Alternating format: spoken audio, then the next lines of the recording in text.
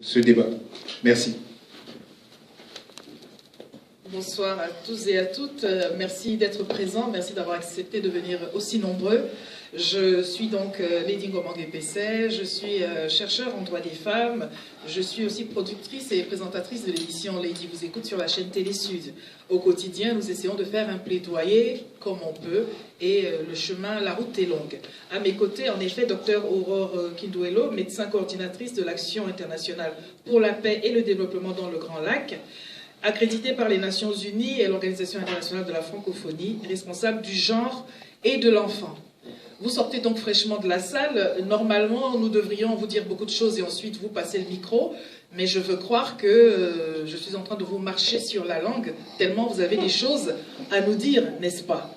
Donc si vous le voulez bien, je propose que nous commencions par un petit temps de ressenti et ensuite nous ferons les choses comme il convient. Et si vous êtes d'accord avec cela, que le premier lève la main, qu'on lui passe le micro. J'ai même dit le premier. Ou la première. Bonjour. Déjà, merci à l'association là pour. Du coup, je suis un peu intimidée. Je sais pas. En plus, excusez-moi, c'est vrai que le débat est filmé. Donc voilà, celles et ceux qui ne veulent pas être sur la photo, ils se mettent le coude. Alors, s'il vous plaît, parlez bien dans le micro, n'hésitez pas à vous présenter, cela permettra aussi de savoir, cela permettra de faire connaissance les uns avec les autres. Alors, je m'appelle Eva, je suis française d'origine africaine de l'Afrique de l'Ouest. J'ai des amis originaires du Congo, mais je ne connaissais pas très bien ce conflit, je ne savais pas du tout exactement ce qui se passait. J'avais entendu qu'il y avait effectivement des viols au Congo, mais je ne savais pas trop. Et là, je suis contente d'avoir vu ce film, il était très dur. J'ai pleuré, j'ai ri, j'ai été en colère, j'ai été triste, je suis passée par toutes les émotions. Mais je suis contente de l'avoir vu. Donc, merci.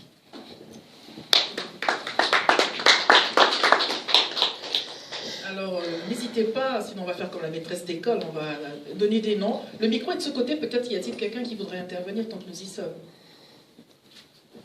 Les femmes prennent les paroles, c'est ça. Bonsoir, je suis Ange. J'ai participé à ce truc parce que c'est une copine d'origine congolaise qui m'a invitée, qui n'a pas pu venir parce qu'elle est occulte. Hein. Je suis attristée, sincèrement, je suis vraiment attristée. Je suis contente de voir ce film, je suis super contente par rapport à ce qu'il reflète et par rapport à ce qu'il montre la réalité déjà, la réalité de ce qui se passe en Afrique, car nous, on vit ici. On vit protégé, on vit dans nos murs, on vit loin de tout, on entend des choses à la télévision, on voit quelques images, on se revoit de temps en temps, on essaie plus ou moins par moment de participer via Facebook ou des réseaux sociaux en se disant oui, on est là, on est d'origine africaine, on ne peut pas laisser tout ça passer. Et là, je suis attristée, je suis en colère, je me dis non mais qu'est-ce qui se passe là en Afrique? C'est pas... Je suis triste, hein. Je suis vraiment triste et en colère. Autre prise de parole, alors on a le droit, même si on est un homme, même si on n'est pas d'Afrique, on a le droit d'avoir un avis et de le partager. Bonsoir à tous et à toutes. Je suis Priscilla Lokonga, j'ai 27 ans. C'est la deuxième fois que je visionne ce documentaire. La première fois, je suis venue toute seule. Je suis française d'origine congolaise. Et la deuxième fois, j'ai décidé de venir avec ma mère. Parce que ce pays, ce beau pays que la République démocratique du Congo, je le connais à travers son histoire, ma famille, la culture que j'ai héritée. Et puis, voilà, une des choses qui fait le plus mal, justement, c'est le viol. Et moi, il y a beaucoup de choses qui me choquent. C'est bien évidemment, on parle de l'ingérence, de la non-présence des institutions internationales, l'immobilisme total. Et en même temps, moi, j'aimerais avoir des éléments de réponse sur que fait la diaspora? Qu'est-ce que nous, on pourrait faire? Ça fait depuis 20 ans que ça se passe. On parle d'argent, mais on voit qu'il y a beaucoup d'associations, il y a beaucoup de fonds de bailleurs mondiaux, la Banque mondiale, FMI, etc., qui donnent. Mais où passe l'argent? Et j'ai une autre question, parce que bon, c'est vrai que la journée des femmes arrive bientôt, et lui-même, le docteur, a posé ces questions, c'est où sont les hommes? Là, je vois majoritairement qu'il y a beaucoup de femmes. Que font les hommes? Que font les papas, que font les frères, que font les cousins? Parce que quand on pense à la culture congolaise, on pense à nos Kofi, on pense à nos Papa Wemba, on pense à ces hommes forts, on pense aussi à Lumumba. Mais où sont ces mêmes hommes-là? Voilà, et j'aimerais avoir des éléments de réponse ce soir, merci. Merci pour votre question. Alors, tout à l'heure, nous donnerons la parole au Dr Kidwelo pour apporter en partie des réponses, mais sentez-vous libre, vous aussi, si vous avez des éléments de réponse. Nous sommes là pour partager, personne ne détient la science infuse, sinon cela se saurait. De ce côté donc, nous allons passer la parole. Madame au fond. Bonjour, je m'appelle Mélie, donc je suis française d'origine congolaise aussi. Personnellement, dans l'histoire de ma famille, on a toujours été très engagés politiquement. Donc je connaissais déjà, mais de très loin, comme tout le monde, je pense ici, les problèmes des femmes au Congo, les femmes surtout dans l'est du Congo. Et je pense que ce film m'a vraiment ouvert les yeux sur ce qui se passe réellement. On est passé de la théorie au concret. Le problème de ces femmes-là, c'est, j'ai envie de dire, ce ne sont même pas les hommes, où sont les hommes, où est l'État congolais, que fait l'ONU. Le vrai problème de cette région-là, c'est surtout économiquement. C'est tant que les entreprises auront la mainmise sur les produits minerais, etc., la guerre sera perpétuelle. Donc, que faire? Que faire concrètement, à part un réel boycott? Ce que j'ai vu, surtout dans le documentaire, le docteur qui parlait de ça, qui l'évoquait, j'admire vraiment cet homme. Mais chaque fois qu'il partait à l'étranger, toutes ces personnes, surtout les Américains qu'on connaît avec Apple, les Coréens avec Samsung, les Chinois avec LG, ne parlent même pas de ce problème, ils parlent plutôt de ce qui se passe. Ce sont les conséquences, les vraies causes, ce sont surtout les causes économiques. Donc que peut-on faire réellement, concrètement, à part menacer économiquement ces pays? Mais malheureusement, tant que l'État congolais ne sera pas assez fort, il n'y aura jamais de sanctions concrètes et ces femmes resteront toujours... Il y aura toujours ce cycle infernal des femmes, des enfants, des petits-enfants, et c'est ça qui fait réellement peur. Merci. Il y a un monsieur à côté de vous qui n'a pas demandé la parole, mais je suis certaine que tout le monde a envie d'entendre un avis. Si vous voulez bien lui passer le micro. Bonsoir. Donc, je suis d'Alliance Maya. Ce qui m'a vraiment ému dans tout ça, je suis congolaise, d'origine congolaise.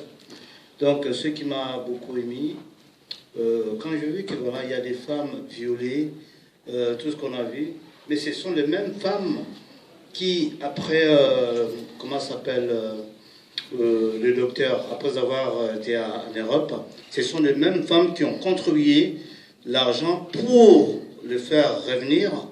Je trouve que voilà, l'information n'a pas passé, quoi. Parce que nous sommes là, même on pouvait mobiliser la diaspora congolaise pour ne fût-ce qu'un euro, on pouvait le faire revenir, comment s'appelle, le docteur Mukwege au pays. Et quand on parle de... moi, je crois qu'il y a une complicité totale, puisque tout le monde est au courant, et personne ne dit rien.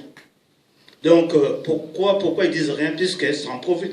On peut poser la question à savoir à qui en profite cette guerre. Voilà, puisqu'ils disent rien. Ça veut dire que voilà, ils sont au courant quand ils disent rien. Donc, c'est révoltant. Merci. Merci, monsieur. Nous allons passer tout à l'heure le micro là-haut. Allez-y, madame, je vous prie. Et ensuite, si vous voulez intervenir, vous aussi. Bonjour, donc moi c'est Magali, je suis congolaise, d'origine congolaise. Et en fait, c'était juste pour rebondir sur ce qu'a dit Noémie, juste avant, qui est vraiment intéressant. Donc c'est vrai que c'est vachement émouvant, qu'il y a plein de choses que vous entendez aussi de loin, mais que je ne connaissais pas forcément. Mais ce qui touche vraiment, c'est de voir vraiment que ce sont des femmes, malgré ces viols, qui sont impliquées et qui tentent vraiment de faire bouger les choses et faire avancer les choses. Que malgré toute cette souffrance au quotidien, c'est des femmes vraiment courage qui se lèvent quand même, sourient, essayent de faire avancer les choses et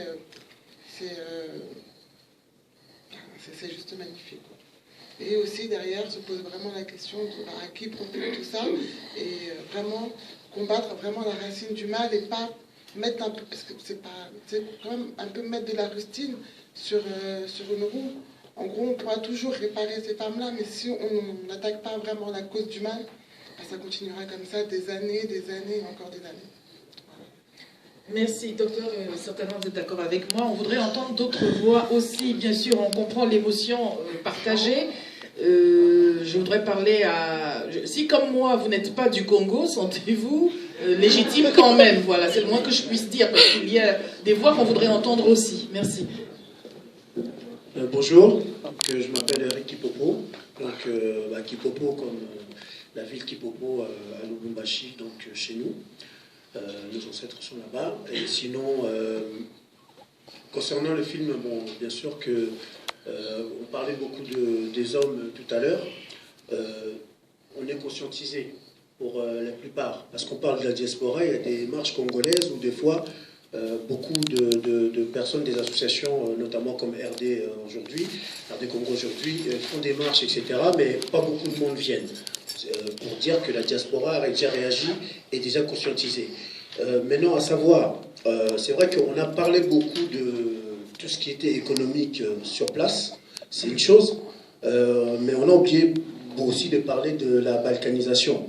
Parce qu'à un moment, lorsque le docteur parle de ces histoires de 3 pays qui se croisent, etc., il y a une histoire de balkanisation. C'est-à-dire tout simplement l'expropriation, puisque quelque part, je pense qu'ils font vivre la peur pour qu'ils soient déplacés, parce qu'il y a eu pas mal de populations qui ont été déplacées. Donc, moi, personnellement, ça fait depuis 1986 je suis en France. J'ai pris la décision de rentrer au pays. Donc, c'est ce que je vais faire. Parce que la première chose que j'ai fait, c'est que j'ai repris déjà les terres de mes parents, etc. Donc, je les ai repris au niveau cadastral à mon nom. Et je pars pour employer du monde.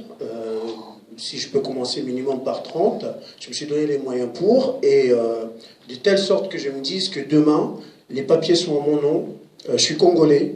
Donc, et j'espère aussi que la diaspora, parce qu'on est conscientisé, nous avons grandi ici, nous avons beaucoup appris en Occident, en France notamment, et donc nous partons pour redonner cette expérience-là aussi aux nôtres. Donc je pense que les gens ont besoin de travail, et ici c'est vrai, je travaille dans des grands groupes en tant que chef d'équipe, mais mon expérience aujourd'hui, j'ai dit, bon, c'est pas un sacrifice, c'est un plaisir que repartir, et si je peux sauver quelques têtes avec le peu de moyens que j'ai, eh ben, ce sera déjà quelque chose de formidable.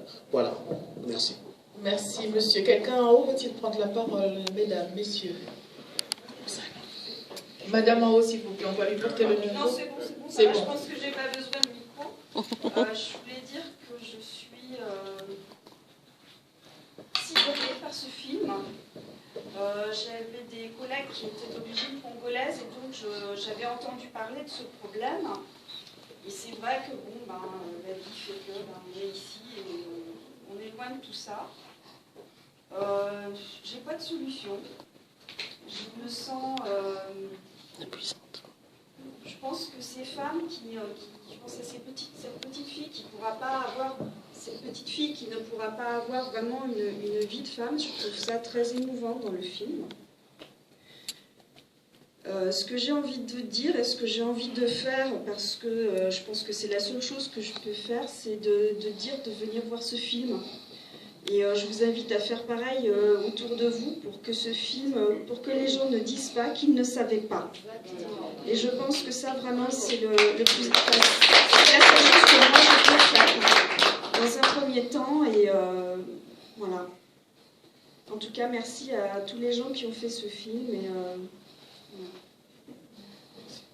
voilà, je pense qu'il y avait une personne. Oui, madame, on va vous passer le micro. En fait, c'est exactement ce que je disais, madame.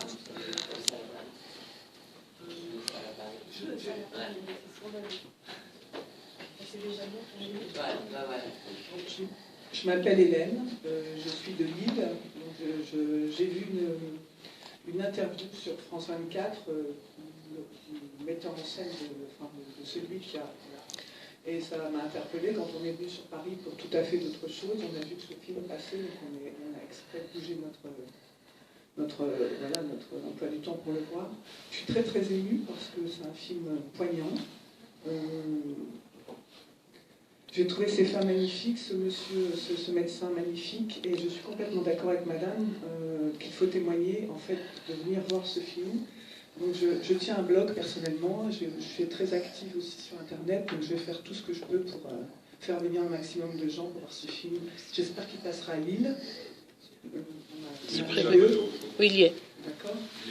Il est passé, donc c'est bon, on peut essayer. Voilà, et puis,